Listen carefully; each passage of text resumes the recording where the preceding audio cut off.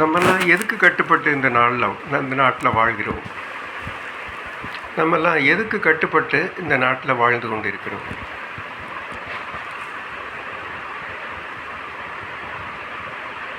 நகர நிர்வாக அமைப்பிற்கு, மாவட்ட நிர்வாக அமைப்பிற்கு, மாநில நிர்வாக அமைப்பிற்கு, இதுக்கெல்லாம் மேலே ஒரு நாட்டினுடைய நிர்வாக அமைப்பிற்கு, இதெல்லாம் மேனேஜ்மெண்ட், நிர்வாகம்.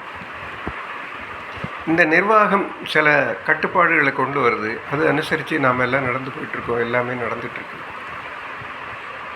இப்படி ஒவ்வொரு நாட்டுக்கும் ஒவ்வொரு நிர்வாக அமைப்பு இருக்குது.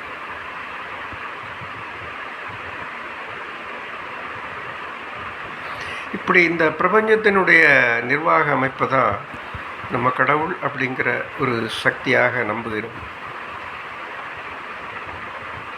நம்ம ஒவ்வொருவரும் தான் நம்ம முன்னால் சொன்ன இந்த நகர நிர்வாகமோ, மாநில நிர்வாகமோ, மத்திய நிர்வாகமோ எல்லாத்தையும் நம்ம எல்லோரும் சேர்ந்து தான் கட்டுப்படுத்துகிறோம்.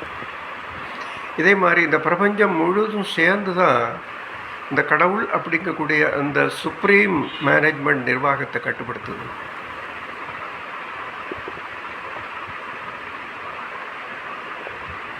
நம்ம எப்படி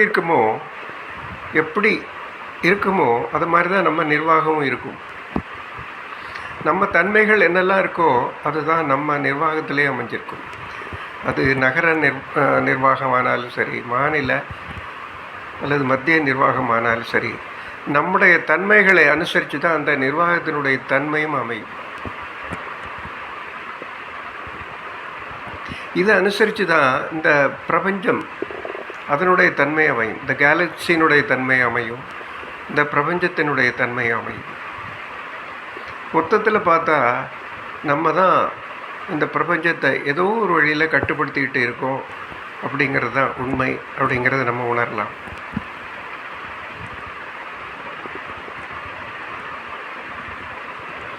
அதாவது இந்த பிரபஞ்சத்தினுடைய கட்டுப்பாடு அப்படிங்கிறது இந்த பிரபஞ்சத்தில் இருக்கக்கூடிய எல்லா பொருள்களிலும், எல்லா ஜீவிகளிலும் அடங்கி இருக்கிறது. அவங்களுடைய நடவடிக்கைகள் தான் இந்த கேலக்சிகளையும் பிரபஞ்சங்களையும் கட்டுப்படுத்துகிறது, உருவாக்குகிறது, நிலைபெற செய்கிறது, அழிக்கவும் செய்கிறது.